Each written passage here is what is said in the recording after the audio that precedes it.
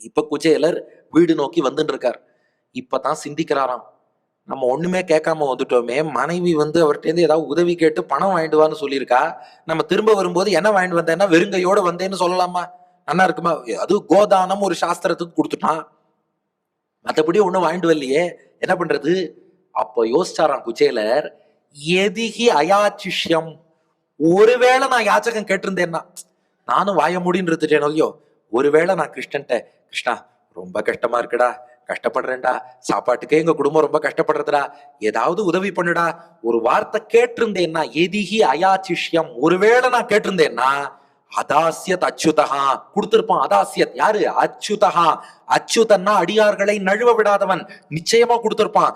எனக்கு எவ்வளவு எவ்வளவு கௌரவம் பண்ணா, என்னை ஓடி வந்து மார்போடு அணைத்துக் கொண்டான், அவன் ஆசனத்தில் அடியேனை அமர்த்தியவன், அடியன் பாதத்தை கழுவியவன், அடியனை கொஞ்சி குலாவியவன். பணம் கேட்டா கொடுக்க மாட்டானா?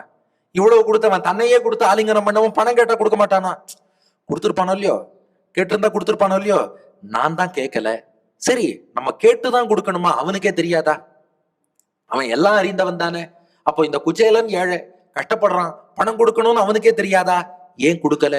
யோசிச்சுட்டு குச்சேலர் சொல்றாராம், புரிஞ்சு போச்சு, கிருஷ்ணன் என்ன யோசிச்சிருக்கான், எனக்கு பணம் கொடுத்துட்டா அந்த பணத்தை பார்த்து எனக்கு கர்வம் வரும், கர்வம் வந்துருத்துனா என் பக்தி ஞானம் எல்லாம் போயிடும், அப்படி எல்லாம் போக கூடாது, எனக்கு எப்போதும் இந்த பக்தி இருக்கணும்ட்டு எனக்கு பணத்தை கொடுக்காம வச்சானே, என் கண்ணன் கருணையே கருணைன்னார். இந்த உலகத்திலேயே ஒருத்தர் பணம் கொடுக்கலங்கிறதுக்காக கொண்டாடினது யாருன்னா குச்சேலர் தான்.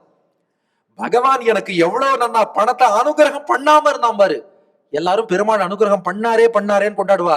இவர் சொல்றாராம், எனக்கு பணக்காசு அனுகிரகம் பண்ணாம இருந்தானே பண்ணாம இருந்தானே பண்ணாம இருந்தானே, பணத்தை கொடுக்காம இருந்தானே கொடுக்காம இருந்தானே கொடுக்காம இருந்தானே, அது எவ்வளவு பெரிய அனுகிரகம். பணத்தை கொடுக்காம இருந்தது எவ்வளவு பெரிய அனுகிரகம்.